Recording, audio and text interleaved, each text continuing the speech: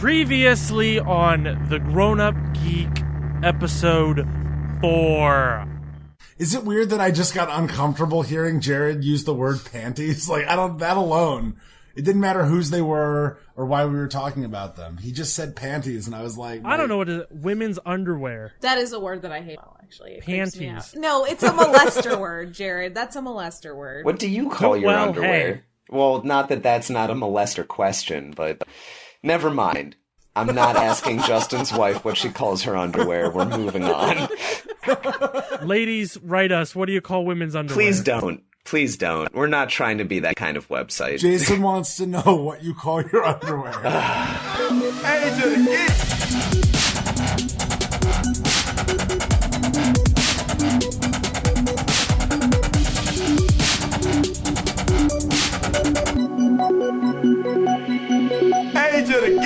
Hey everybody, welcome to episode 5 of the Grown Up Geek Cast.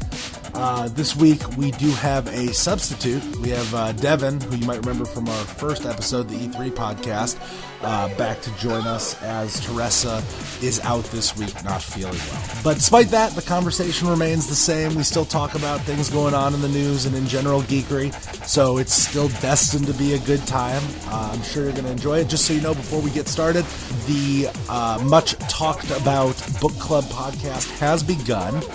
We did announce the book on September 1st. We're reading Ernest Cline's Armada, so be sure to pick up a copy. You can check out links for where to get that if you want on our website, which helps us out through Amazon affiliates.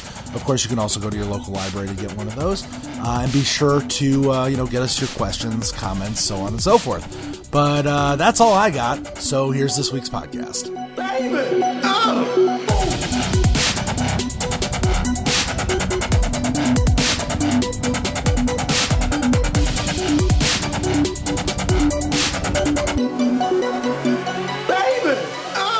Not take 3 hours for a change. Yeah. Well, we don't have that much to talk about this week, so... I really feel like my nuts twisted. Sorry. It hurts so bad. Good start. You feel like your nut is twisted? Oh, so bad.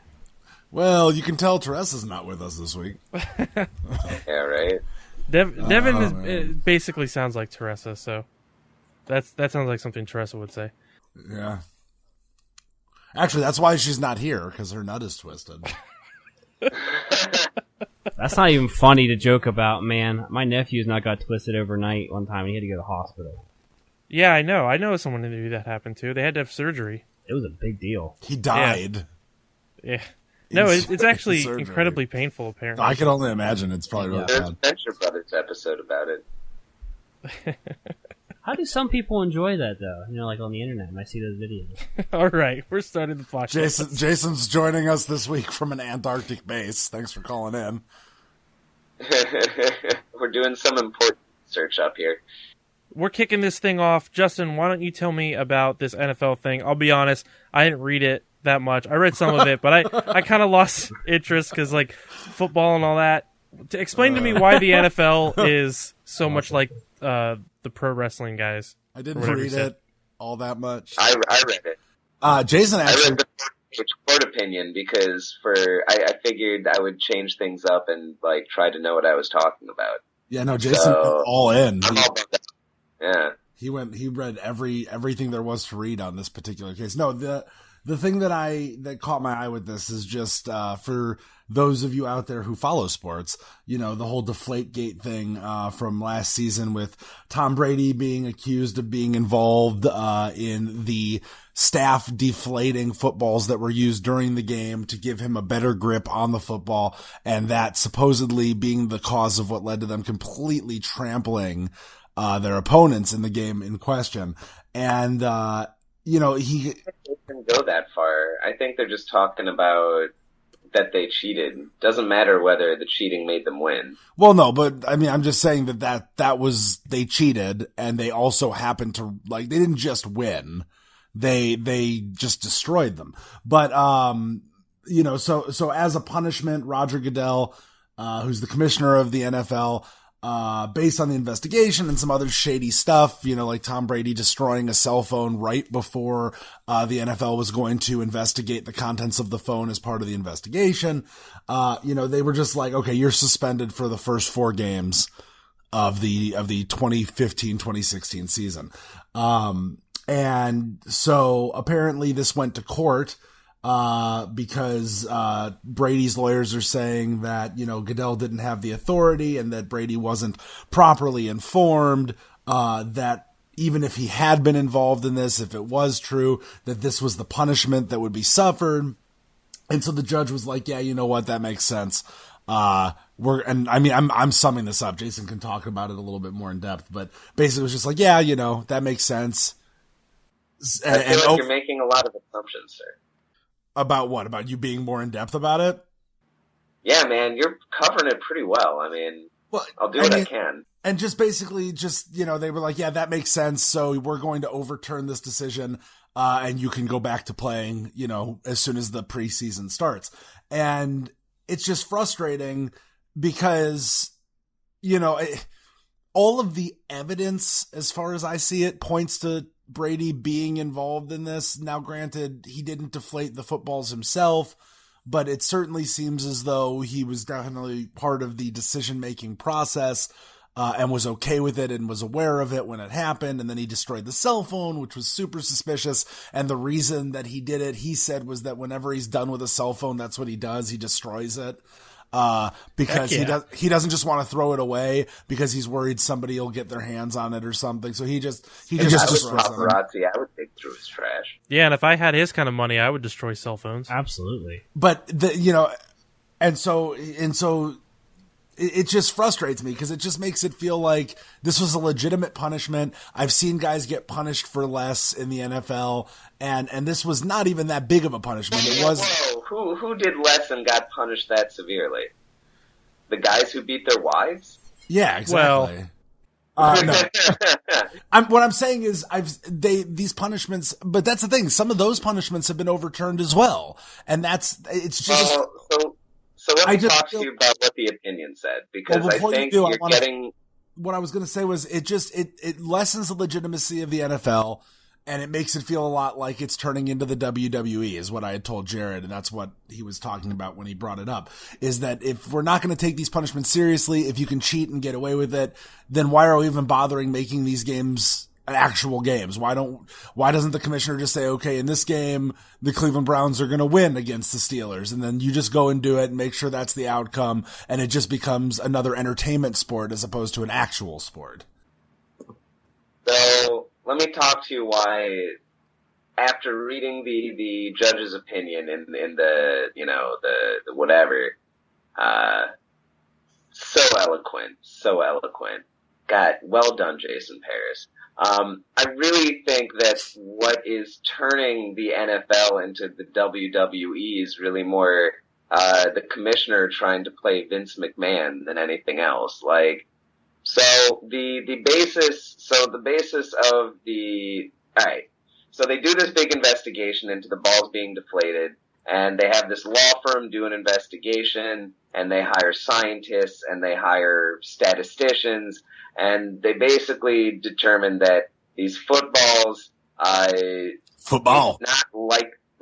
it's not scientifically likely that they would have naturally deflated to that point. The evidence points to purposeful deflation.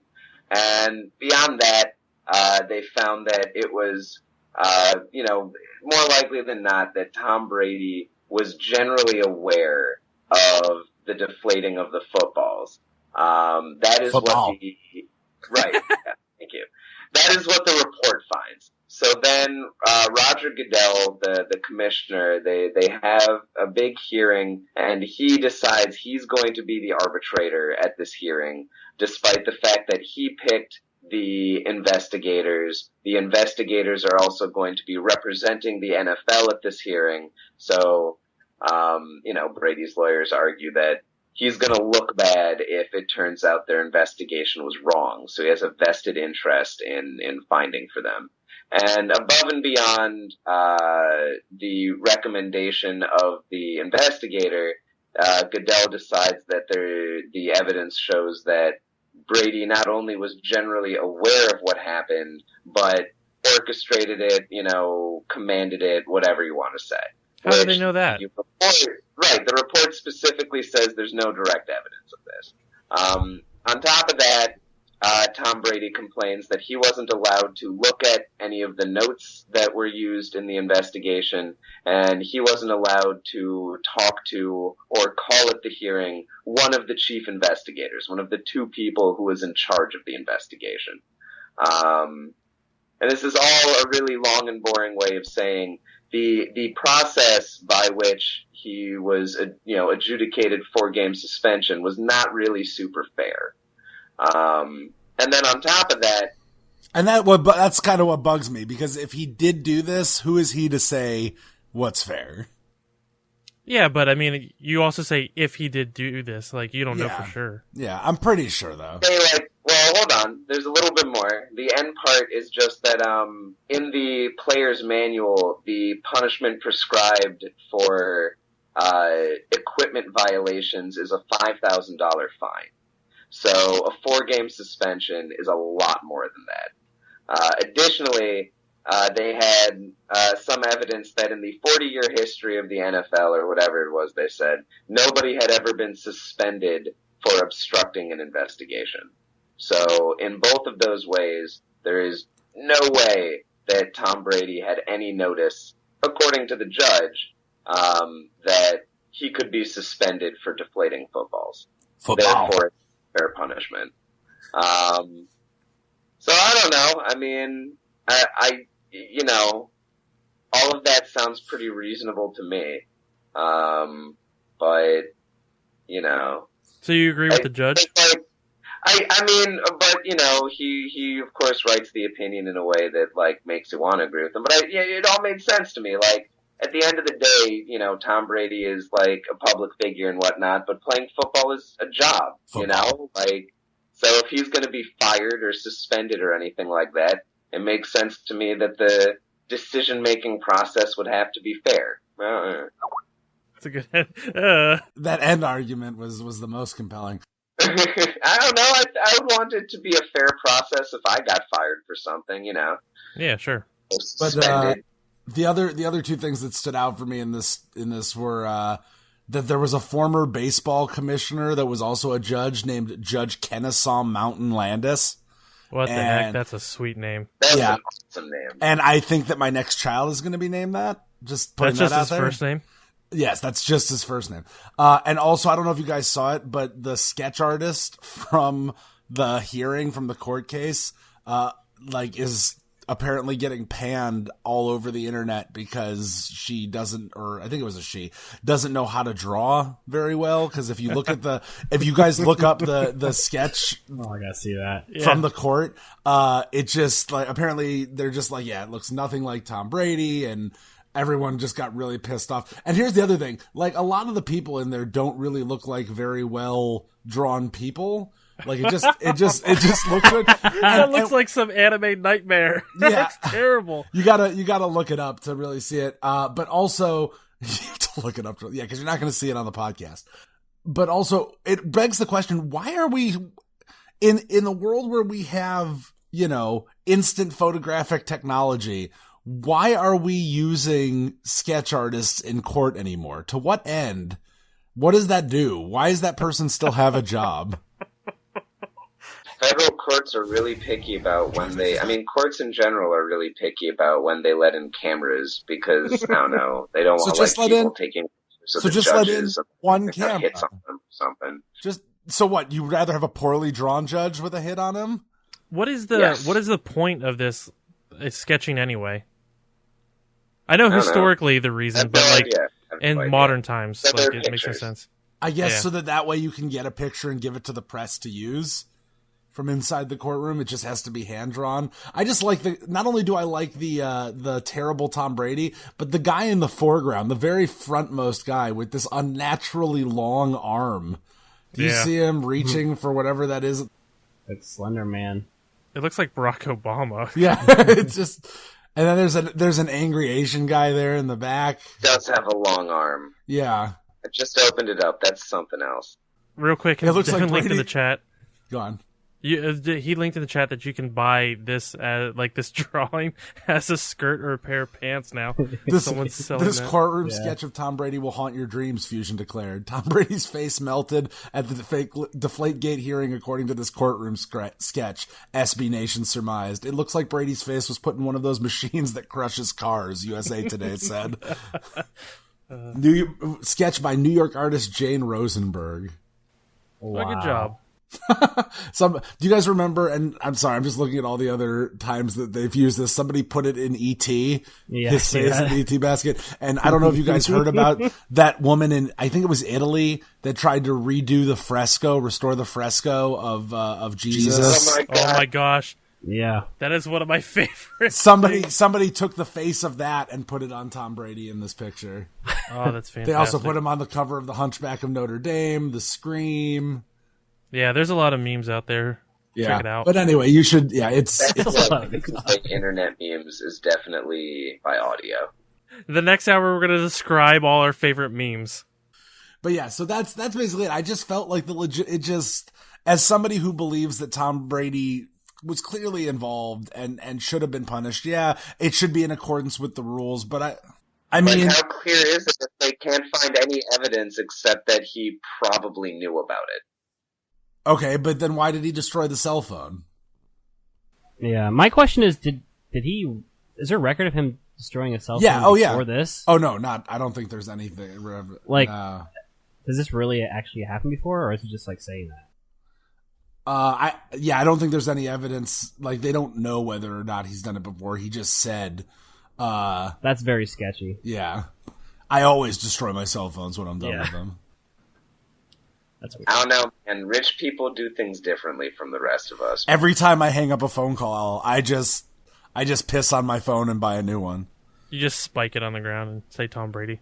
I deflate it and then I step on it. Still, I don't think the punishment fits the crime. So either way, all I'm saying is that jocks should be punished. Yeah, they suck. Jocks suck, but you know who are cool? Nerds. But you know what? Nerds don't do that much that jocks do a lot of. Go to the gym.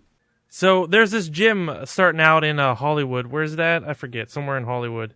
North Hollywood. There's a gym. It's already started. It's a gym called Nerd Strong Gym, which is all about creating workouts for nerds.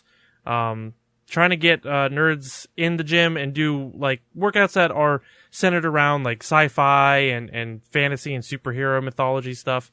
Like they have Lord of the Rings workouts and things like that to try to motivate people who are traditionally considered nerds to get in on the working out, because apparently nerds can't work out according to this. Yeah, not without really, really stereotypical motivation. Right. I mean, I don't know. I guess it makes sense to break it down in a way that, but I think I agree that it's only going to appeal to people who are already committed to going to the gym. I don't think it's going to draw people off their couch into the gym. Yeah, just because you rename a set of workouts where you're doing sit-ups and burpees or whatever, and you call it the Eye of Sauron, everyone's gonna be like, "Oh man, I get to pretend I'm fighting Sauron out in this gym. It's gonna be so much fun." No one's gonna care about that. It worked for someone, right? I mean, it did work for some people. Here's the thing: I would try it. I think that it was clever in the idea that you have these teams of two. You keep the exercises very similar to things that they might have done in the movie, and the whole, with the Eye of Sauron sweeping over the gym and you have to do the plank for 30 seconds. I mean, I think it's certainly a clever idea to make exercising fun, but I think saying this is what geeks need, this is what nerds need, I think that's where it loses a little bit of my respect. Because I think if you could do this with exercises in general, people would be like, oh man, so it's not just me going to the gym. There's actually it's more of a game kind of thing. And at the same time, I'm getting healthy. I think a lot of people would be into that, not just nerds. I feel like it would work for a week. And that, cause at first it seems like, oh, this is fun. This is new. This is different. But then eventually, once you start getting to the gym mentality, you're just like, okay, I want to get in. I want to get my workout done and go on. So it's I feel like they would stop going to that gym or, just maybe just go to the gym and stop doing all those special workouts after a short amount of time. I think if you switch it up enough times, I mean, here's the thing. Yeah, you want to switch up your routine, but I think this is also angled at people that are just getting into working out. And it's going to, I mean, from someone who's tried to get into the workout mentality and failed several times, I think that I would definitely participate, as long as it wasn't just like, hey, at this gym, we only do the Eye of Sauron program. If every 2-3 weeks it was like, okay, we're done with this, we're going to do this movie now, then I would be like, okay, then maybe I won't come every day for 2 or 3 weeks. Maybe I'll come every other day or every 2 days, but at least I know that in 3 weeks I can go back and it'll be something new. Cause I think I personally would need that motivation until I was in good enough shape that I could just go to a gym and be like, okay, I'm going to do this myself now. I don't really need a program or a trainer anymore. Because you're self-conscious? No, it's just because I like food and I'm lazy. You lack the motivation. Well, if you like food and you're lazy, I don't think anything's going to get you to the gym. I think I could afford to work out though. I don't know. I think that part of me worries that if you promise people that it's going to be like fun and not like working out, they're going to be really disappointed when they get a workout. Right. Fuck, I'm fit now. Well, no matter how you dress it up, like unless you're already in pretty good shape, and working out is difficult. That's why that's what being in shape means. Doing physical activity is easy for you. Like, getting there is hard. It's painful because you're not in shape. So your body's like, oh, I can't do this. Why are you making me do this? Let's go back on the couch and, eat more pies. So I don't know. No eyes of Sauron are going to be the burning in your, spindly arms any. And I'm not saying I'm like some fitness anything. I'm certainly not. But I just feel like, being dishonest with people that exercise, especially if they're only getting into it for the first time, trying to pretend it's going to be anything but really difficult. I think, you're going to have people surprised and like, oh, no, I can't do this. Yeah, and I also think it's kind of, not that I'm offended, but it's kind of insulting. It's like, hey, nerds, you're too stupid to figure out how to go to a normal thing on your own. Here's some stuff we'll put together so you can kind of figure out how to run in place or whatever. Well, that's why I said it's a little stereotypical. But at the same time, I mean, my end goal in all this is I want to be able to do like the exercises that the Arrow does on the TV show. Like that crazy pull-up bar that you fucking like jump in midair while you're doing Justin, it. you sound like a nerd, so you got that part down. There you go, yeah. No, there's also, I found this website because originally I was going to write an article about like one of those listicles, ways to geek up your workout. And I found this website called dareby.com, and they have all of these like challenges and workouts that are themed, for different game franchises, TV and movie franchises. So like they have the Assassin's 30-day challenge. They have the Super Saiyan 30-day challenge. The Bat Cave, the Bruce Lee. There's a Witcher one where you have to have a broadsword and you're like swinging it. Like, who's gonna have a broadsword in their house that they're gonna be? I'm working. Oh, I guess nerds will have broadswords in their house, right? So. Yeah, no, you're exactly. right. At this point, you might as well just go out and have fun and just LARP. Yeah, really. Like, that could be a good workout for anybody. Which kind of brings me to my next point, which is, I feel like the only way to make exercising fun is if the thing you're moving around doing is what you're having fun doing. And no one has fun doing sit-ups. But like running around in a field swinging heavy things at other people, that's super fun. Mm. Yeah. The only thing that I have a problem with the Darby stuff is that they don't, like, if they reference things that you don't necessarily know what that exercise is, they don't really tell you. Like, the diagram doesn't really tell you. Like, for example, in the Fighters Club one, they tell you to do 10 failure chin-ups. What the hell is a fail? I think those are the only chin-ups I know how to do. I could do 100 failure chin-ups. That was my whole high school career. Yeah, so I'm Googling failure chin-ups, and yes, Google, I'm actually using Google. There's just one called Cookie. I feel like they're not making a very good effort to make these geek related. There's a Warcrafter one where you can get in a push-up position and just touch your shoulder. But you do that in Warcraft all the time. So what's a failure chin-up? I mean, the only thing I see on the first page of Google results are questions like, how do I get better at chin-ups, and should I do chin-ups to the point of failure? Meaning, should I do chin-ups until I can't chin up anymore? I'm guessing what that means. It's definitely workout lingo that I'm not familiar with, which maybe is also part of why, maybe if I talk about failure chin-ups, like fucking rings and golems and, I don't know. So, here's another question I have about it. And that is, in my mind, the fundamental thing that defines a geek or whatever, someone who gets really, really into something and an almost uncomfortable level of depth. And everyone I know who's real geeky in other ways, who's also into working out, is that way about working out. They don't relate their workouts to other things they're geeky about. They get really into their workout gear and knowing this percentage of that, and this is my personal record here, and all of their statistics, and they have a Fitbit and all that. So, right. I wonder if tailoring the exercise experience to the nerd audience wouldn't be better off focusing on the technical aspects of it. Here's a Fitbit, go away. Well, as opposed to the health, squishy body aspects of it. Let's focus on how we turn this into numbers and a steady, knowable progression. But that's why a nerd or a geek would go to a gym, because they want to get their bodies in shape so they can be around other squishy bodies. Not because they want a Fitbit. I could buy a Fitbit on Amazon. I don't have to go to a gym to get a Fitbit. Well, Devin, you're the only person here who works out, and you're a math nerd. So if there was a lot more math going on while you're working out, would that do it for you? I just do a bunch of math while I'm there, actually. I don't need it to already be there. I'm just doing it in my head. Quit bragging. What were you going to say, Jason? Nothing. I wasn't saying anything. I'm glad there's somebody out I'm just of the glad four to be of us here. who actually...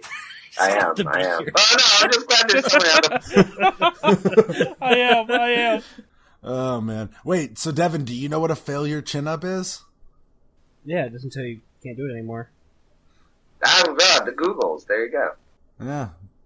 Oh, Case it doesn't say 10 failure. It just says 2 failure. So 2 failure push-ups. Yes, to failure. So you just didn't read it right. It just looks like the number 10. Yeah, come on, Justin. Regardless, does that mean if you instantly fail, you succeed? Because I'm still okay with this. Yeah, pretty much. I mean, you're still getting a workout when you're stretching your muscles, trying to get to that next level, even though you can't get there. So you're saying that I'm working out. I'm working out when I'm hanging from the bar, not doing anything.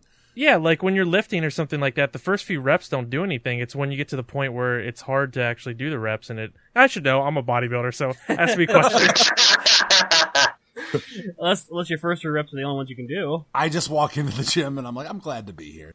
Oh, you sure I are. don't know.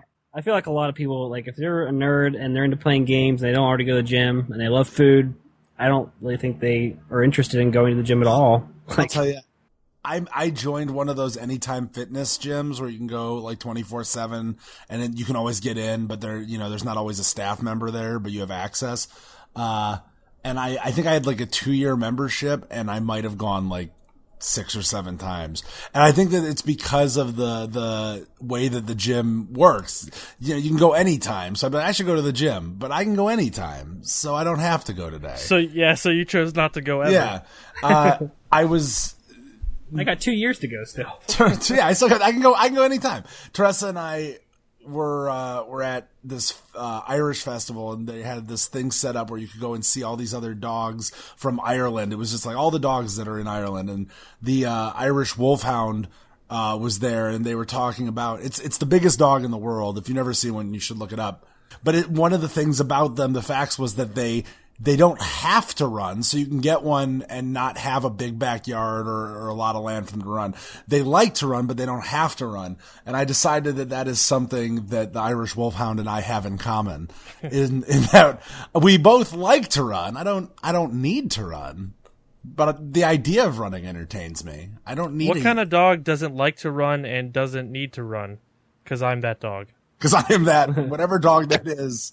And is also the kind fat. of dog that can just smile for a picture and get a treat. You don't like to, but you need to, is Jared. is that a decent transition, or are we not? I don't even know what you're talking about. Yeah, because Jason, you weren't here when he said that we were cutting that story. But it's so silly. I know. I set him up for it, but then I remembered that we weren't using that story, so I felt stupid. But That's well, fine. you're both stupid, but let's talk about it anyway, real quick. There's a Indiegogo. For this little dog treat machine that basically teaches your dog how to take a selfie, and then he gets a treat, or your dog gets a treat after the selfie is taken, and then you can have that selfie sent to you while you're at work, and you can ignore your job, and you can look at your dog and be like, "Wow, that was a great spendage of money." Even better though, it doesn't only work automatically. You can take control of it from wherever you are and frighten the shit out of your pet. And dispense treats and look through the camera on your phone. It's like perfect for people who really hate their job and really love their animals. You just get bored one day and you start hitting the treat button and your dog just freaks out because it starts spitting out treats. It seems like a good idea. Like I would, if I still had a dog, I would get it. I mean, I don't need the pictures or anything, but why not? The dog. Just get it without a dog. Yeah, just leave it in the house and I'll use it to catch criminals that break in. You just put your own treats in there and like you can feed them to yourself. You have to take the selfie, and then something drops out like an Oreo or something. The thing is, this is not the first piece of like pet tech to come out, and they all ultimately end up failing. There used to be a dog collar that when the dog would walk around, as soon as it sensed movement, it would take a series of pictures of where the dog was and what they were doing, and you could set it up to automatically post it to Twitter, the pictures, oh my gosh, when it was in Wi-Fi, and you could give, people are the worst. So there was that, and then there was also. I feel like if anything, any piece of technology comes with the phrase and automatically posts it to Twitter, that's a red flag. Yeah. Well, there was also, that was, that one. And then there was also one that had, like some kind of motion sense technology in there. So it would try to figure out what the pet was doing.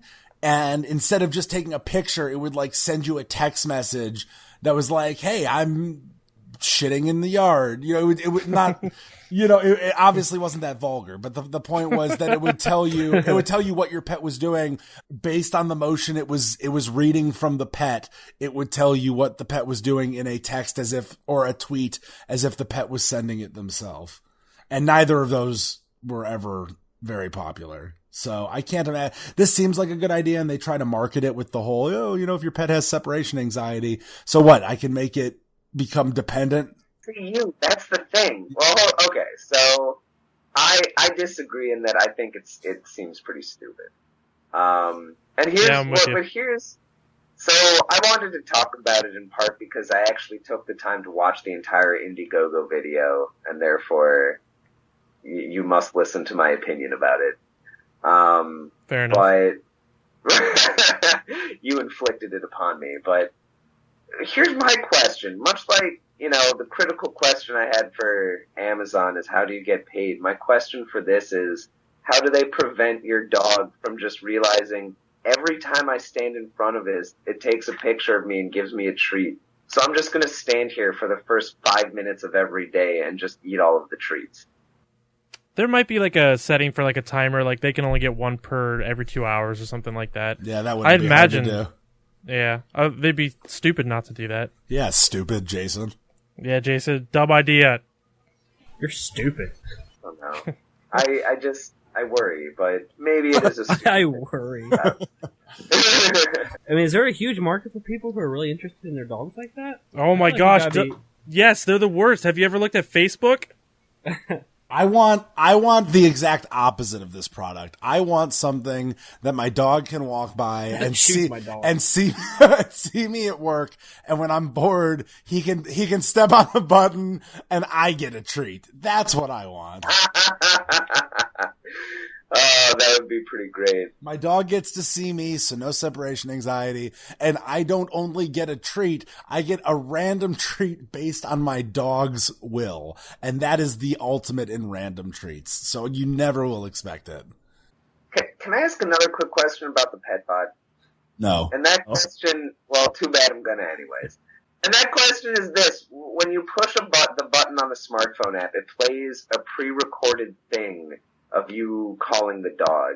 But since it can stream video to you, why can't it stream sound? Like, why can't you just call the dog? Because then you're in public on your phone going, hey, Fido. Well, sometimes you're in a business meeting and you don't want to listen to what's going on, so you just, talk with your dog because you're lonely. Well, also, like, what if you turn on the camera and the dog's, like, chewing on something it's not supposed to? Wouldn't it be great if you could be like, hey, fucking cut that out? Hey, this isn't supposed to solve all the issues with your dog, Jason. Settle down. Fair. This is just a treat-giving machine. Are you sure it can do live streaming? I think it said it could. Oh, I thought I just took pictures of the dog and sent It can them to you. It can do both. I don't know. All I know is that I think it's dumb, and my girlfriend thought it was just the best thing ever, so... So now you're going to get one? Maybe she's more of a dog person than me. Maybe, like, it's a I don't know, gender I'd like thing. I'd like to see how it works for cats, because cats don't give a shit about anything. It's gotta be a dog person thing, because I'm a cat person, and I think that sounds kind of hilarious. So, alright. If you like the animal, you want to be able to mess with it with a robot, and that's just what it is. Anyway, so I mostly put this story in here just because, not because I actually care about this guy flying this drone, but I want to talk about drones becoming more prevalent in our society as a normal thing. But I'll open up with the story. So this dude, some professor somewhere, what was he again? 26-year-old, yeah, teacher at the Academy of Innovative Technology in Brooklyn. So he was at the U.S. Open, which I had to Google what the U.S. Open was because I thought it was a golf thing, and I was confused why it was in a state.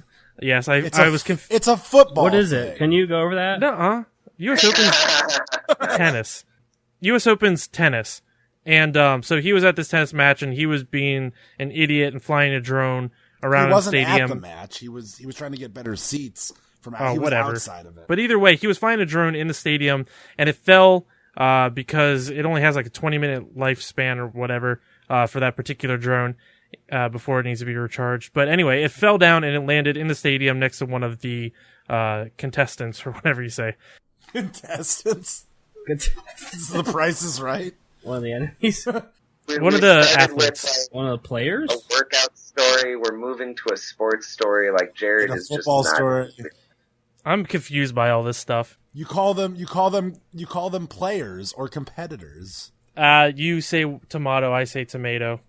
You call them tomatoes. They're all contestants in the game of life. So anyway, the drone fell in the stadium, and some people thought it was a bomb. There was kind of a scare there. He got charged with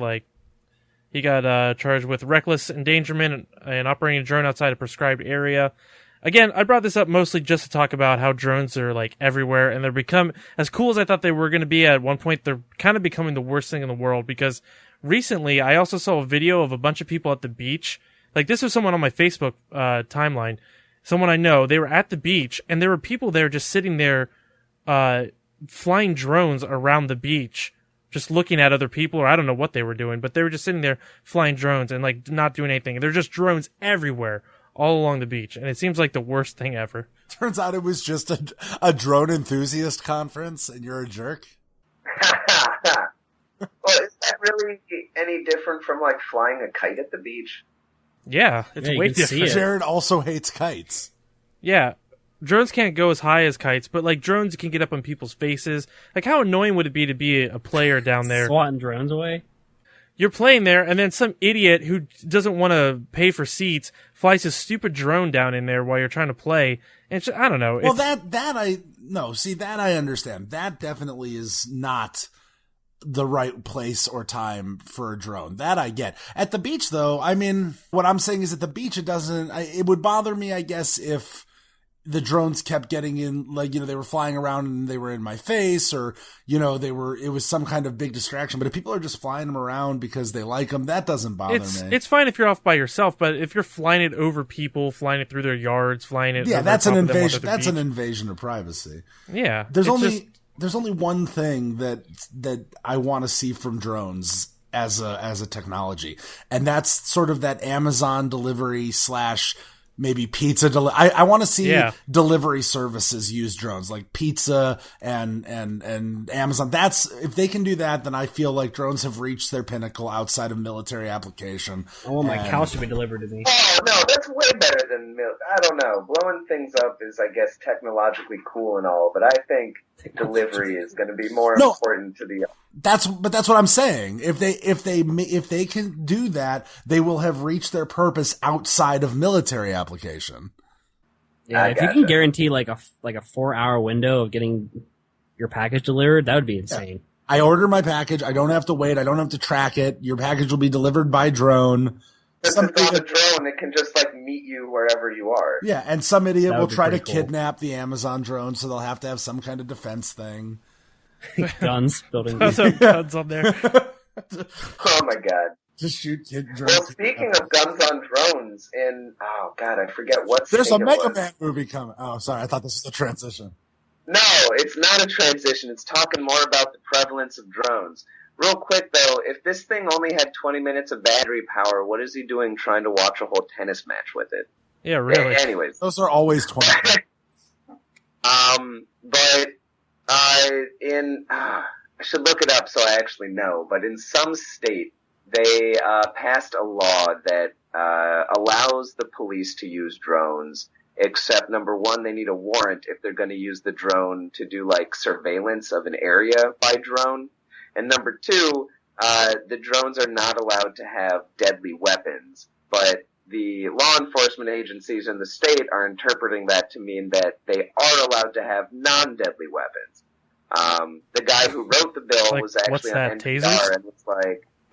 and was like, well, I wanted there to be no weapons on drones, so we're trying to get there. But some spokesperson said tasers would not be it because they would be completely impractical. They're thinking more SWAT teams using them for tear gas or for pepper spray. There was a big to-do in July of this year. Some dude strapped a Glock or something, like a pistol to a quadcopter and managed to rig it up to fire the pistol. And so now, YouTube or something. Yeah, the FAA is investigating it and everything. That's, civilians are starting to try to do it too. Huh. I mean, I think clearly weaponized drones outside of the military are a bad idea. I don't even think I trust law enforcement. I kind of see using maybe as long as we can shoot them down. Yeah, all that matters is that minorities don't feel safe. Right, exactly. That's what's most important. Hey, I wake up every morning saying that, so God bless America. Wow. All right, so moving on. Also, can I just real quick before we move on say that the picture of the drone, it just looks like a wireless router. Like somebody just left a wireless router at the U.S. Open. Someone dropped their Netgear router back here. So you can take a picture of that, I guess. Mega Man. So someone wants to make a Mega Man movie, 20th Century Fox, and a live-action Mega Man movie. That's what I was wondering. I didn't know if this was good. This is terrible. Why do they want to make a live-action movie? That's such a bad idea. Why do they want to make here's the thing. Mega Man is probably one of my favorite NES titles of all of them. Mega Man and Punch-Out were my two favorites, the whole series and Punch-Out. And when I saw this, my first reaction was, you said, this is terrible. Why would they make a Mega Man movie and why would they make it live action? There's already cartoon. You don't need any more. If they're willing to put the kind of budget and special effects that, Hollywood has been putting into Avengers movies, you could maybe get away with a live action Mega Man.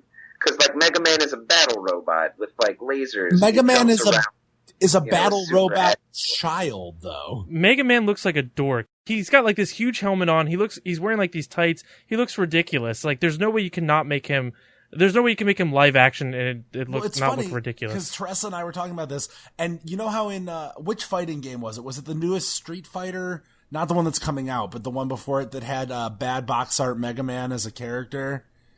I didn't know that. That sounds great, though. But here's the thing. The bad box art Mega Man that they used, they really did it up to make it look worse than Mega Man actually looked. Because he was, like, the bad box art Mega Man in the game was like, heavy set and had, like, a, real craggly face and stuff like that. If you look at the box art for Mega Man through Mega Man 6, because the Mega Man, they tried to do it again with Mega Man 9 and 10 when they released those on the Xbox 360 and the PS3. But if you look at the box art, I didn't know I would need my Mega Man box art, guide to keep up with this conversation. Well, here's the thing: they always made Mega Man look. Part is that Justin didn't pull any of this up. This is purely from memory. This is from.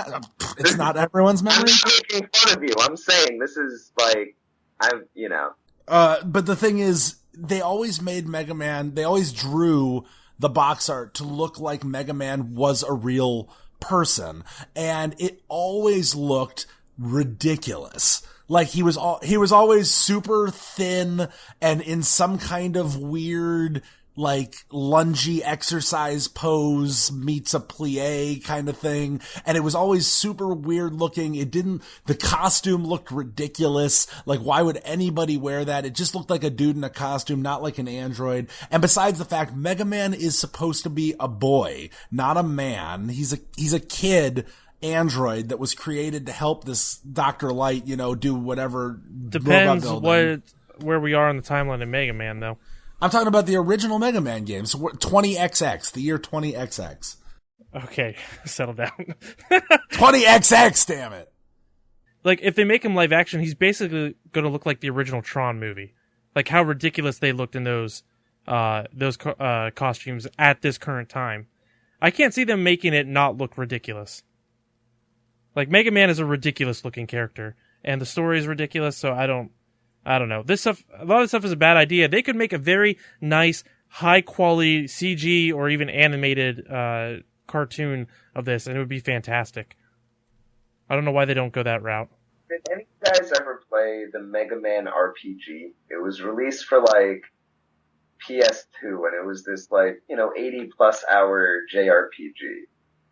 One of my roommates in college got it and played it, and it was sort of laughably terrible. And it makes me worry that any kind of Mega Man story that aspires to be more than just go here and defeat these robots, I don't know. That's the other point. Mega Man, I don't know if Mega Man is meant for long form. It's go here and blow this up and fight 8 robots, then Dr. Wily. I don't understand how you can make a story out of that. And that's you guys watched the cartoon, right? Yeah, but even then, each episode was just okay, Stone Man and Dive Man are doing something, go stop them. But no, but I'm saying they could do that. Mega Man is inherently more of a kiddie thing, and I know, difficulty-wise it's not, but I'm saying kind of where it's coming from is kind of a more kiddie thing, so I don't know why they just don't stick with the cartoon aesthetic and go that direction. Exactly. If you're making it live action, you're now making it more adult, just by virtue of it being live action. So I don't know why there's any reason to, there's nothing adult about Mega Man. Yeah. No, I don't see it. I don't know why they're doing it. I don't know. I haven't gotten into the story or anything in the DS games and all that. I hear it got pretty post-apocalyptic and real, but I've never been that into Mega Man. I'm sorry. Oh yeah, I was me neither. real I into don't care. The cartoon show when I was growing up, but that was about it. Yeah, I like the cartoon better than the game. I might have got real discouraged though trying to play with Justin because he loved it, so he was super good. And he's talking about the year 20XX. So I was really bad. Anyway, E.T. Yeah, Jared, you have that game, don't you? Yeah. This whole thing is ridiculous because So in Rolling Stone, they did this. I'm reading from Rolling Stone. There was an auction for a bunch of the ET cartridges that they found in that they dug up in New Mexico. What was it, last year? Yeah, April 2014. And it's kind of this big thing in the video game industry. We talked about it after the crash. You know, the ET game didn't sell well, so they threw a bunch of them in a ditch in New Mexico. But that was always a rumor. But it was, they proved. But it wasn't. Yeah. It was like the big problem I have with this. That it wasn't once and for all when they found them. Well, way back in the 90s, EGM did a story on this, and they confirmed that they talked with people at Atari, and they're like, yeah, we dumped them there. So, like, it was not an urban legend, even though everyone thinks, like, oh, it's an urban legend. I can't believe they're digging these up and seeing if they're actually there. Like, we knew that for years upon years upon years. Why didn't they do it back then? Because no one cares about these games. We didn't have a drone to record it on. What's the point of burying them? Well, I don't know, just to get rid of them, I guess. They were buried in a landfill. I mean, that's not really that bizarre a thing. If you're throwing out a large quantity of something. They're brand new games, they just couldn't sell them? Yeah. Well, they had a warehouse full of them, and they just couldn't move the copies, so they had to get rid of them. They sent them to a landfill, and they got buried there. I mean, it's not... Yeah, they weren't buried in just a random hole that they dug. Just dig a big hole. Okay, that makes more sense. No one will ever find these.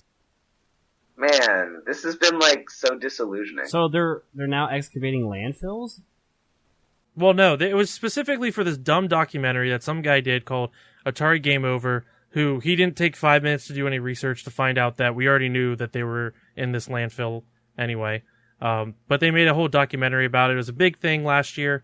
And anyway, so those nearly 900 copies of that game have sold on eBay of Atari and some other games that were found in the landfill, and it's equaled up to $108,000. What I thought was interesting about that, the amount that they made, is that none of it was profit for the guy.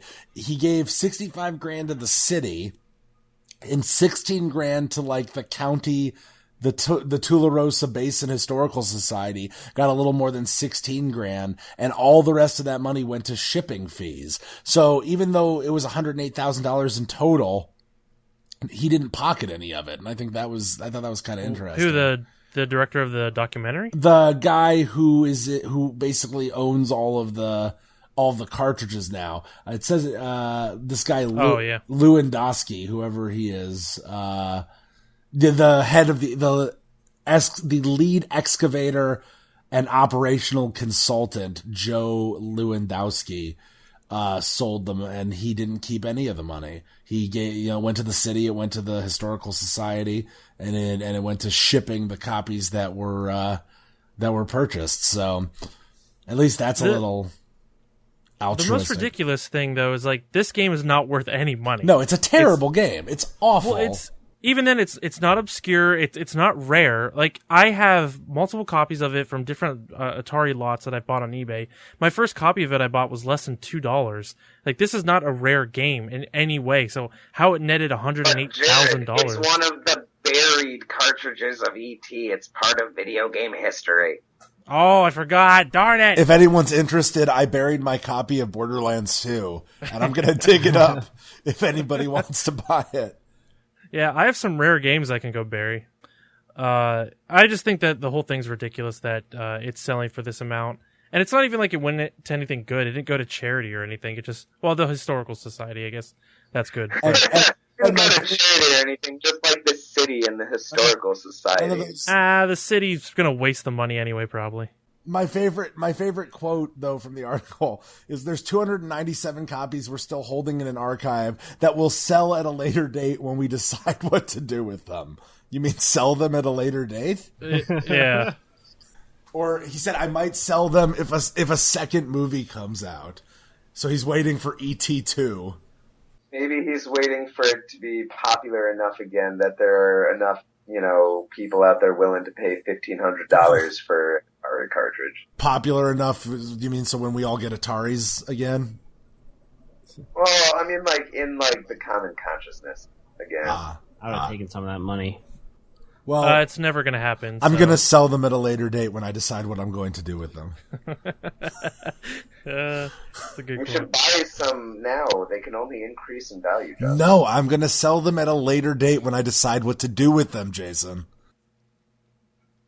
Sell yours, Jared. Get a lot of No, money. I have to decide what to do with it before I sell it. The only way you could get me to buy an ET Atari cartridge was if there was some kind of pre-order bonus. I don't want to just buy it outright. I want to pre-order it. Shut DLC's up. coming out for it later. So Deus Ex has some DLC for you.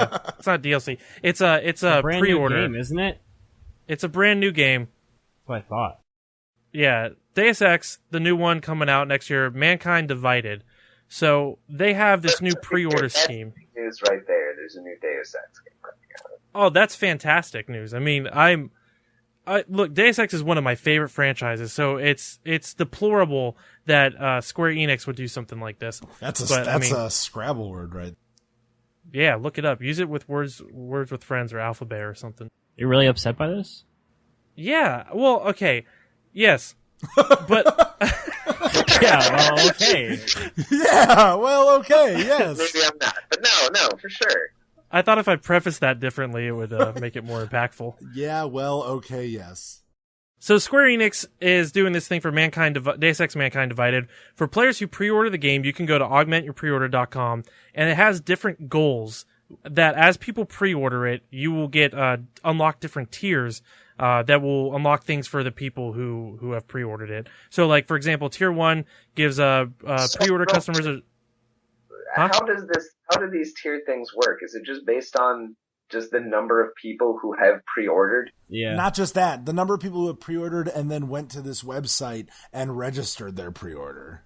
They don't upfront tell you how much like you have to buy, like what's the money value or the money value is always going to be the same, but they don't tell you how many pre-orders have to happen until you unlock the next tier. It's some internal thing, so that they just kind of, hey, you unlock this next tier, but we didn't tell you how much needs to go or to be purchased. Sorry, I'm trying to read and talk at the same time. Anyway, so shut up, whatever I said. Tier 2 gives customers a choice between a digital art book or soundtrack sampler. Tier 3 unlocks a mission called Desperate Measures. Tier 4 gives customers a choice between digital comic book or novella. And the final tier will unlock the game 4 days early before release. But presumably that might mean for everybody, not just for people It is who for pre-order everybody. it. Yeah, it's unlocking it for everybody. Well, So you should pre-order Deus Ex because it's a public service. No, don't promote this, Jason. This is terrible. well, this is indicative of the problem with pre-orders in general. And I say that as a hypocrite who still pre-orders games, but there's just... Don't pre-order games ever. Yeah, and this is also full disclosure. I, also work for a game retailer who is very big on pushing pre-orders, but if it's a game you're gonna buy anyway, you're not doing yourself any favors pre-ordering it, but you're not necessarily doing yourself a disservice. Let's cover for those who might not know why pre-ordering is not a good idea. Well, because it's not. It used to be about quantity. Game retailers would only get so many copies of a game. Game producers would only produce so many discs. And so pre-ordering gave everybody an idea of how many copies needed to be made. And it was actually a possibility that if you didn't pre-order the game, you might not get it when the game released. But now, more than enough copies go out. That was almost never true, though, by the way. Like, I have never been had to that so happen many to me. game launches. Yeah, but that's what I'm saying. I've never gone anywhere. Now it's especially not true. A long Well, the time age of ago. digital downloads, especially.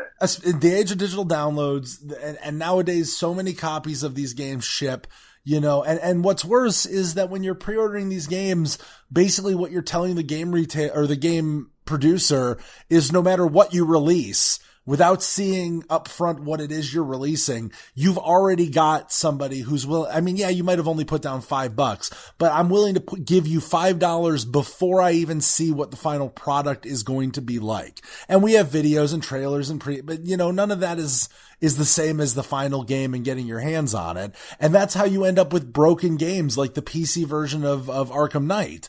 is you have all these people shelling out the money beforehand and they're like, okay, well, we have to release something, so let's release this. And then it's broken and you can't even fucking play it. Well, here's the most disgusting thing about this whole thing is that Square Enix not only wants you to pre-order it, they wanted to get you to get your friends to pre-order it, because how else is this thing going to go up? Gonna have millions of people to do it. Right, you need to get a bunch of people to pre-order it. And here's the even dirtier thing, because I guarantee, I'm going to bet money on it, that this game comes out 4 days early regardless. Because they're not, if this was an actual thing that they were keeping track of, then they would have it shown, like, this is how many copies we sold, this is how many copies we need to unlock it. It's not going to matter because they're going to say, hey, we've reached our goal. They're not going to be like, hey, I guess no one wants this game, no one pre-ordered it, you're only getting tier 1. That's going to look terrible on them. Also, so it's going to happen either way. Also, if they weren't planning on doing it anyway, why an arbitrary number like 4 days? That just, right. So we'll release it on Friday instead of Tuesday. So you have it to play over the weekend. Which is, I've always thought that was a smart thing that game companies should be doing anyway, and why Nintendo always releases their games on weekends. But it's just, as soon as they were like, yeah, we'll release it 4 days early, it's like, why, what, 4 days? If it's going to be ready to be shipped, are you going to work harder if we hit tier 5 to make sure, or is this just, What if we hit tier 5 days before it comes out? Will you be ready? Will you be ready to release it the next day? Honestly, at that point, games are usually done a month or two ahead of their release date anyway, because when they go gold, they have to be manufactured and shipped and all that stuff. But it's just a disgusting thing that I really hope that other game companies don't. I mean, pre-orders have gotten out of hand already, and I'm just hoping more companies don't pick up on this. Like, I love... It's not going away, Jared. Yeah, I know. It's only going to get worse.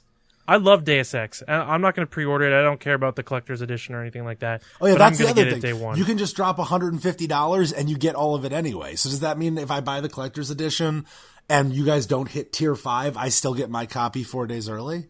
Because I guess, yeah. I noticed that all of the bonuses, at least for the tiers, are all digital, which means they don't have to have a preset number of them produced. Well, that's which the other kind of suggests to me that Jared might be right, that, even if it's designed to encourage people to pre-order, it's probably going to be that we see the tiers unlocked at various times, and it didn't really matter. That's the other thing about pre-orders is that, it's like, oh, if you pre-order now, you're going to get this map and this skin and this extra weapon. And then you pre-order and you get it on day 1 if the game is playable. And if it is, you get to use it early. And then 2 weeks later, they're like, hey, everybody, here's some free DLC. And you end up getting it anyway. Now, again, like I said, I'm being a bit of a hypocrite because, for example, I just went out the other day and pre-ordered the Legendary Edition of Destiny to get the, where you get all the DLC and the game, because I'm going to give Destiny another shot. Did I have to pre-order it? No. But the reason I do it is because when I pre-order it, GameStop provides me a friendly little reminder the day before it comes out to go and pick it up. And that's forget. Yeah, and well, that's the thing. Sometimes I'm not thinking about it, and I'll have pre-ordered a game in advance that I know I'm going to want, and then I don't remember when it's coming out, and I'll get a text message, and it'll be like, hey, this game is coming out tomorrow, don't forget to get your copy. And I'm like, okay, I'll go get it. Because it's a game I'm going to buy anyway, but that doesn't make it okay necessarily. I just feel like, for full disclosure, I can't sit here and say everyone who pre-orders games is bad and then secretly hide my stash of pre-orders from the world. Well, I don't pre-order anything, and all people who pre-order games are bad people. Yes. They're bad. I don't pre-order games because I can remember when games come out. Well, if the worst is that I get called a bad person, you, my mother, and my wife can all hang out and talk about it together. We already do. Okay, well, there you go. Look, then everything is exactly status quo. I've already hit tier 5. It sucks that, because Deus Ex has such a great history, it sucks that Square Enix is doing something. Because I'm assuming it's Square Enix. I'm assuming it's not the developer who... I wonder what Warren Spector thinks of it. I'm sure he doesn't care anymore. You think they're making their own boss fights this time? Yeah, they are. They've already talked about that. The original Deus Ex Human Revolution. Yeah, did so well that they were now able to afford to do everything in-house. Well, that's good. which is good. That's overdue because it did well, but the boss fights were just terrible. Yeah, it's a shame that something like this, like such a good series, gets associated with such crappy marketing. Stuff. No, crap. Crappity. Crappity marketing stuff like this. So Steven Spielberg, he's predicting the end of the superhero movie genre. Good. Yeah, it's overdue. It's been kind of like flooded. So many superhero movies all at once. And Luckily- reboots already. Luckily, DC is getting in right when it's good. Perfect timing, DC. So it's a little too late. You know what though? I want to discuss this at a later date. Where DC is really coming into their own is in superhero TV shows. But Marvel flooded the market. As soon as Marvel got away with making Guardians of the Galaxy and Ant-Man. Oh, Guardians of the Galaxy was really good. What are you talking about? It was a great movie. But what I'm saying is if 10 years ago, 15 years ago, somebody were to walk into a movie executive's office and be like, I want to make a Marvel superhero movie. The executive would be like, okay, are we talking Spider-Man? Are we talking Thor? Are we talking Iron Man? Captain America? Who are we talking? Yeah, and you said Guardians of the Galaxy? They would have laughed you right out of the, they would have been like, who? But that's what I'm saying. As soon as they got away with those, we were at the point where perhaps the market was a little flooded. If we're getting okays for those kinds of movies. Now, it turned out good. I mean, Ant-Man was okay, but Guardians of the Galaxy was great. But it's just one of those things where if you can start picking obscure superheroes like Squirrel Girl, and I think Squirrel Girl is actually going to be in one of the upcoming Marvel movies.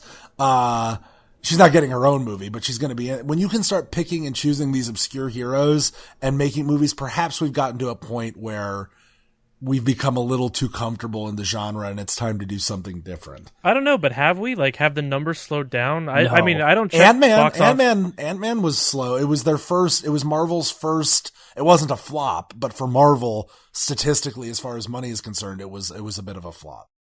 They can probably make Avengers movies for like the next 10 years. Unfortunately, yeah. Except that a lot of the guys are getting too old. I mean, Robert Downey Jr. is getting a little older, and their contracts are coming up. So if they start switching out the actors, I don't know how long those will carry. Oh, they've switched out a bunch of actors, and it hasn't hurt them so far. But I think there's some actors. Who did they switch out? They added Don Edward Cheadle. Norton. Yeah, but that was a long time ago. They switched out Terrence Howard for Don Cheadle. They switched out, Chris Evans used to be Johnny Storm, so he got switched into Captain America. So far nobody that major except for the Hulk has been switched out, but I don't know. I don't know how many of them were in love with Iron the Man. actor. Well, right. No. Robert Downey Jr. is so perfect for Tony Stark. But any of the rest of them, maybe you could, Does Chris Evans have to be Captain America? Could it be someone else and really what? All right, so you get 5 seconds. Name someone else that could be Captain America. The guy who plays Bong. Ryan Reynolds? No, Ryan Reynolds is Deadpool. Isn't he Green Lantern, too? And he's Green Lantern. Well, Green Lantern is DC. Who's the guy that plays Mr. Bean? Rowan Atkinson. Mr. Bean. Yeah, Mr. Bean as Mr. Bill. Mr. Bill is Captain America. But also, I'm sure you could find some, real talented, looking for his breakout role, chiseled chin kind of actor and be Heath Ledger should be it. Apparently, Nino Cooney? Cooney? Yeah, the collector's edition, they did the same thing, this tiered thing. Really? Well, yeah, but that's not as big. Well, maybe it is. I don't know. I'm glad we went back a story. Hey, whatever. I guess. Oh, yeah, I forgot we moved on. Well, I don't know. I expected to be actually kind of mad at Steven Spielberg because I'm still having fun with superhero movies. I mean, they are fun, but It's mindless at the end entertainment. of the day, he's making kind of a boring point, which is just 50 years ago, people really liked westerns, and when was the last time someone made a western? I mean, That it was happens with True everything. Grit, which was 3 years ago, and it was really good. But that was True Grit's a remake of True Grit, which came out in the 60s. So. Thank you, Jared. What? True. I was wondering what the original True Grit was called. Hey, just letting you know. There's some dumb people out there. Our listeners are dumb.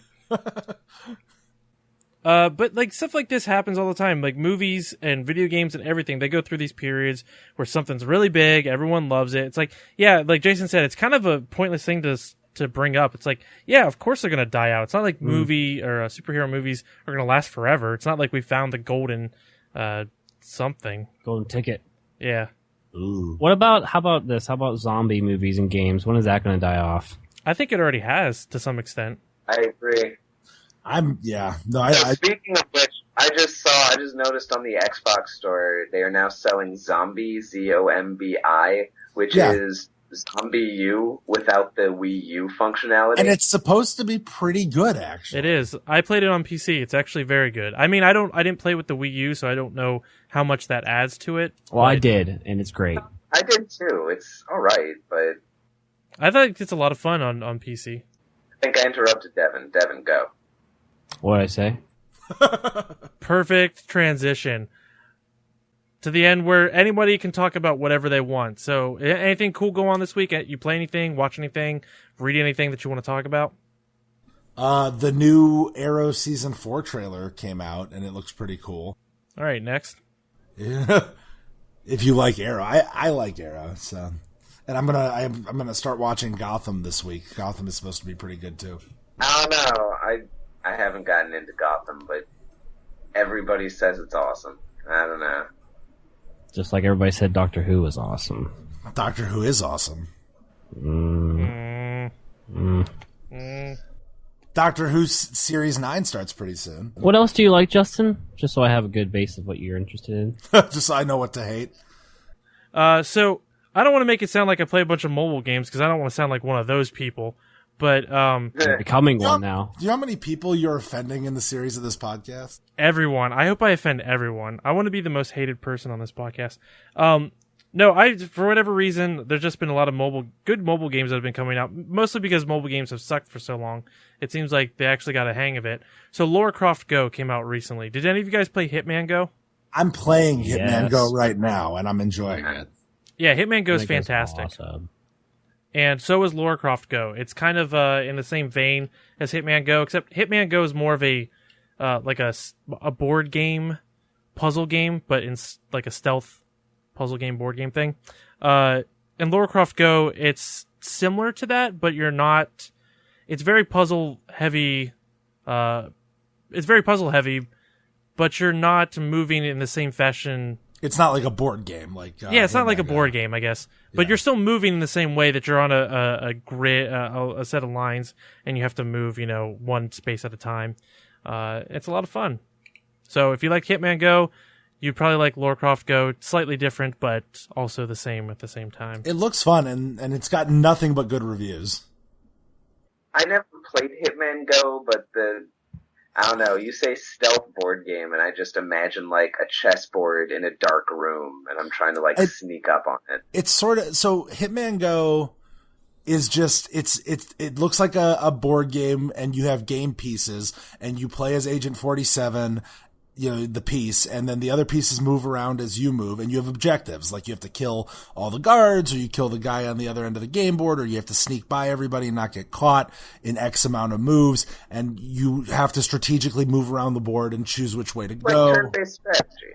Yeah, Kind of. The design scheme is this very kind of pulling you out of what you're used to for a Hitman game into this sort of card and three-dimensional board game kind of feel. And it's a very refreshing, clean, artistic experience, paired with a intelligent puzzle game attached to an existing popular franchise. And it just works well. So when I saw Lara Croft Go, I was like, this is probably going to be a good game. And that's why after hearing so much about Hitman Go, I dropped $1 on it. I paid $1 for it after, cause I don't want to scare you guys with my hip lingo. Dropped $1. Was it $1 or was it $1.99? It was just $1. Who knows? I dropped $1. I paid $1. for it, and I played it, and it really is. I recommend Hitman Go, and Jared recommends Lara Croft Go. So just as a series, the Go series is very good so far for mobile games. Yeah, and if you like Tomb Raider, it's like the only Tomb Raiding I've done in the last 10 years with a Lara Croft or Tomb Raider game. So that's pretty cool. You're actually in tombs this time. Did you play the new Tomb Raider game? Yeah, and it had no tomb raiding. It had mini tombs, but not like the original games at all. They had like closets that kind of looked like the beginning of a tomb that you walked into. Supposedly, Rise of the Tomb Raider fixes that, but we'll have to wait and see. Oh, and I forgot to bring it up. I've been playing Metal Gear Solid 5. Is it as good as everyone says? It is extremely good. You can make the horse poop on your face. No, you can't. You I can. love how that's what makes the game good. 10 out of 10. That's a Steam review right there. 10 out of 10. Look, what you do is, pro tip, you get out your gun and you get down on your back under your horse. Your horse, by the name, is just called D-Horse. And you get underneath of him, put your head like right underneath his butt, and then there's a prompt that you can bring up, and it says, do it. And that's all it says. And then the horse poops on your face. Oh my gosh, that's great. It's hot. Is the game also as unfinished as people say it is? I don't think it's unfinished. Why? Who's saying that? I was just reading a couple articles that were like, this is the best Metal Gear Solid game out of the whole series. It's just a shame that it's unfinished. Like there were I haven't finished it, so I haven't gotten to the end, so I don't know. It is very much not a traditional Metal Gear game. If you're used to playing any of the Metal Gear series, it is full of cutscenes, and you play maybe half the game in previous Metal Gear Solid games. In this one, for the first hour and a half, you're basically not playing the game. You're watching a cutscene and pushing up once in a while. After that, it breaks out into this open world game that has a lot of the elements from Peace Walker, if you played that on the PSP, a lot of the management side of things where you're taking guys back to your base and assigning them to certain skills to research certain areas of development and making new equipment and items back at your base. But then out in the world, it's basically just an open world. It's basically Ground Zeroes, if you know anything about Ground Zeroes. It's just that over and over and over in a bunch of different areas with little bits of stories, smattered in here and there. But I mean, I've been playing for, I don't know, I've maybe like 6 hours or so, and I haven't seen one cutscene in that 6 hours, like after the initial hour and a half of cutscenes, so. That's a lot to ask from somebody, though. An hour and a half long cutscene. Well, I mean, if you don't know what Metal Gear is, if you're used to Metal Gear, you know what you're getting into. So it just makes me think of the zero punctuation review of Metal Gear Solid 4 and how it takes 23 minutes in that game to go from, starting it to the first time you shoot an enemy or something. There is a 45-minute cutscene in Metal Gear Solid 4 where it does not break. So, but there's none of that in. There's like a couple of them. There's none of that in Metal Gear Solid 5. That game was rough on the couch. A lot of sitting and waiting. Yeah, I mean, it's still got some of its anime nonsense in 5, but I don't know. It's really good. The open world. I think that stealth in Metal Gear Solid games has sucked. Like every single one. 4 was the closest one that did it all right, but it's been pretty much terrible. It's one of the worst stealth games of all time. The fact that they built it as a stealth game is ridiculous. All these years, but 5 and with Ground Zeroes, 5 is fantastic. It is so good at the open world stealth, and I think they really nailed it as far as the gameplay goes. But if you're one that's looking just for the story, there's not too much to be had here. Is the cardboard box still in there? Yes, you actually have to research and unlock the cardboard box, and amazing. You have to research different levels. So there's a lot of different things you can get on the cardboard box, even to the point the fake snake. Yeah, or like a pretty lady who will distract a guard, stuff like that. But you have to research it because that stuff doesn't come easy. Boxes, yeah. I highly recommend it. Even if you're not a Metal Gear fan, you don't need to be a Metal Gear fan to play this game. It's just a really good open world. It can be stealth or action. But you won't understand this is like the culmination of a huge story, isn't it? No, it's not. The story ended with 4. 5 is all backstory. So yeah, your big boss. Yeah. which may not mean anything to you if you're not a Metal Gear fan. Well, But that's what was that what the discovery was in 4? That's what they finally revealed. no, Oh, I thought that the whole reveal. Well, when did they reveal the whole Snake was a clone of Big Boss? When did that? Metal Gear Solid 2. That was 2. Yeah. But then in 4, are you Snake or are you? No, Metal Gear Solid 4 is that is the last in the story of Solid Snake that you know from the first Metal Gear Solid. That's the end of his story. But 5 is about his father, essentially, Big Boss. You think he showered with his dad? Hopefully. We can only hope. Anyway, you don't have to be a fan of Metal Gear. Just play the game. It's a ton of fun. That's all I got. Anyone else? I want to play it. Thank you. I want to play that. Yeah, I'm playing it on PC and it looks incredible. Jason, what about you? Anything? Not really.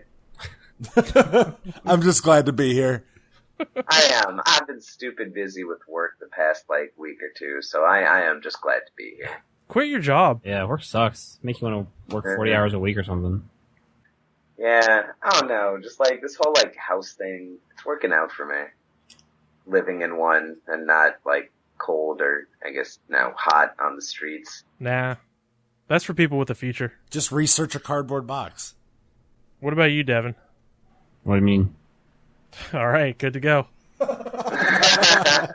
Thank you for tuning in to episode 5, I think. 5. I can't believe I already lost track of how many episodes we've done. Well, we're gonna have to use our other hand for the next episode, so it's easy to get lost. This was episode 5 of the Grown Up Geek Cast. Keep it rolling. If you got any questions or comments, you want to send us any stories to talk about, you can email us podcast@thegrownupgeek.com. We have a website, which is thegrownupgeek.com. We have a Twitter and a Facebook and a YouTube channel and a Pinterest. If you missed it, we did announce what the book was for the book club podcast. I was getting there, Justin. Okay. And I'm yes, bored. as Justin brought up, we do have a book club that we're starting. It's already started technically, so start reading. We're reading Ernest Cline's Armada, the same guy who wrote Ready Player One. We're reading that for a book club, and we're going to do a monthly podcast. We're going to do one podcast a month on a new book every month, and it is a monthly podcast. A monthly podcast on Armada every month. That's all. That's all we're reading. It's one book forever. So yeah, we're going to do that. We're going to be recording that at the end of September. And what date are we recording it, Justin, so they know when to send questions in by? I mean, well, fuck, I wasn't ready, and I have a calendar open. I guess How are you not ready? Don't have my calendar open. try to have your questions into us no later than the 28th of the month, Monday the 28th. That's last Monday of September. We'll record either on or shortly thereafter, so that way we know we have all the questions, comments in. And hopefully we're still working on it, but the goal is to get Ernest Cline to come and be a part of the podcast. So, if you're friends with him on Twitter, bug him, tell him to come on the podcast, and hopefully he'll be there to answer your questions and listen to your comments and go from there. Are you serious? That's a lie. That's the goal. Well, the next book is going to be Game of Thrones then. And we're going to get George R. R. Martin on here. Okay. I already actually picked out the next book, and it's not Game of Thrones. Did you pick out this book too? Yes, I picked out this book too. We're going to have to talk about the next book. But anyway, send us any questions or comments you have to podcast@thegrownupgeek.com. And that's it. This is the end of the podcast. Oh, we're on iTunes. We're on Stitcher. All that stuff. So if you want to subscribe to us, leave a comment. Leave a review on iTunes. It helps us out. Actually, speaking of Pornhub, did you hear they're doing a college scholarship now? Nice. What are the requirements? That you're 18 to 25 and that you... Hot. No, it's not. Your submission doesn't... Is not supposed to be porn related at all. The way they build it in the like press release or whatever that I saw was that since they realized that their key demographic was 18 to 25-year-olds, they were like, well, let's give back to our audience. College scholarship. So you can get $25,000 for college from Pornhub. Oh my gosh. Dear Pentagon. What did you do? Like just watch a bunch of videos? You would have to check. I don't know. I already went to college, so. I already went to Pornhub. You know, not all of us knew about these amazing scholarship opportunities at the time. So there you go. If your high school counselor isn't telling you to get the porn scholarships, they don't know what they're talking about. Then they really don't care about you now, do they? College is expensive.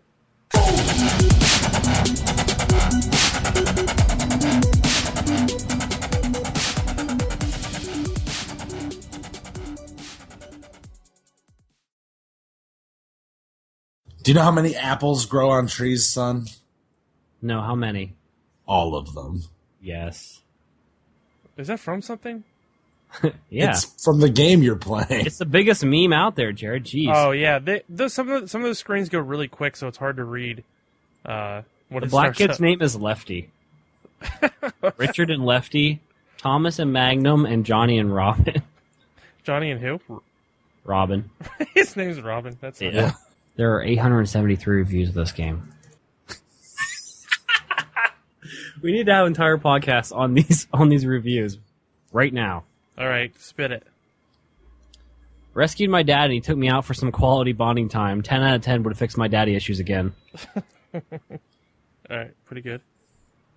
Why does the black dad always disappear? Too soon. Yeah. Too soon. Too close. Too close to home. Jason wants us to talk about Google's font change on the podcast. I'm down. I was going to ask everyone about that pet bot thing. I put that on originally, but now that I look at it, I was like, I don't know why I put that on there. I have like nothing to say about that. That dog selfie thing. Yeah. So like, if everyone's fine with it, I was just going to cut it. Oh, it looks cute though. Shut up. Okay, here's a go. After having played this just a small amount of this, I am sadly disappointed. I hope in the future they do not discourage people like myself from this game. Sadly, when I was younger, I never got to shower with my dad, but instead my Uncle Richard. During my showers with Uncle Richard, we would just not stand under the nozzle and wait like in this game, but we would lather each other up, and he seemed especially keen on making sure I cleaned my butt properly. In short, I would like the devs to add a mode to this where the goal is to avoid your dad and instead shower with other men, as this promotes the ideology my Uncle Richard was trying to instill in me. Oh man, if we were Kotaku or something, I would write an article about the top 10 best reviews of this game. Shower with your dad Steam reviews. Makes me feel like I actually have a dad. Perfect game for Father's Day. 10 out of 10.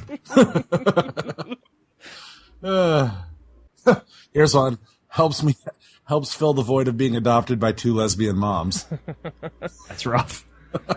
The few minutes I played it, it was really funny. Like I was laughing pretty hard when I started playing it, so it's just not that fun. All right, here we got pros and cons. Rocking a solid 184 megabytes of pure unadulterated dad wieners. This game truly captures the essence of naked dads. Pros, accurate dong depictions. Dual core processing for multiple dads on screen at once. Extra soap for an extra sudsy dad. Cons, music doesn't fit the mood. Needs the Eagles or Pink Floyd for the true dad experience. Weird glitch where the black child has a father. You get punished. Man, those docs are great. You get punished for showering with someone else's dad.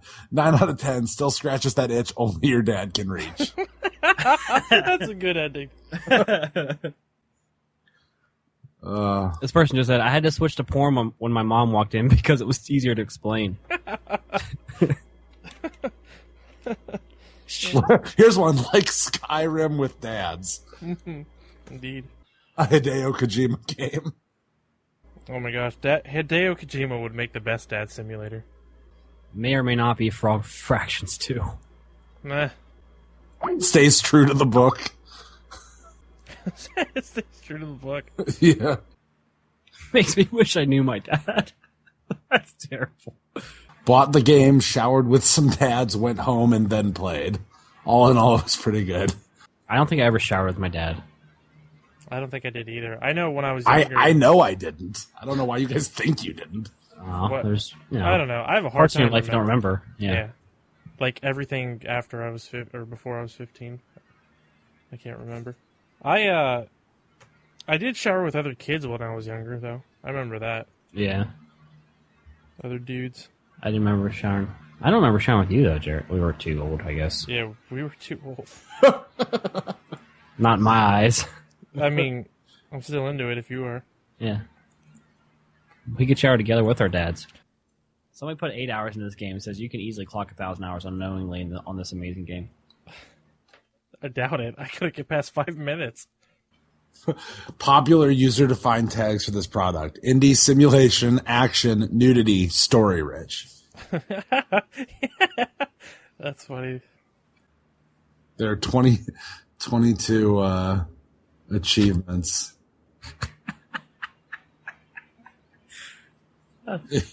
There's the self-fulfilling pop slippy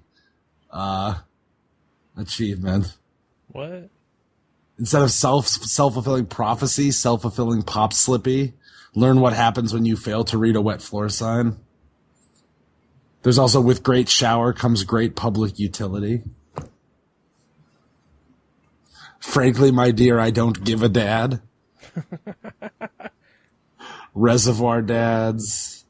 Inglorious bath dads. The wrong father part 2. What the heck? I should have made this game. Daddy issues, shower with the wrong dad at least 10 times in a single dadathon round. I see dad people. Apparently, the achievement, go ahead, make my dad, is find out who your real dad is without cheating. and only 0.2% of people have unlocked it. That's deep. That's pretty deep. I don't think I've ever seen my dad's penis. Just throwing it out there.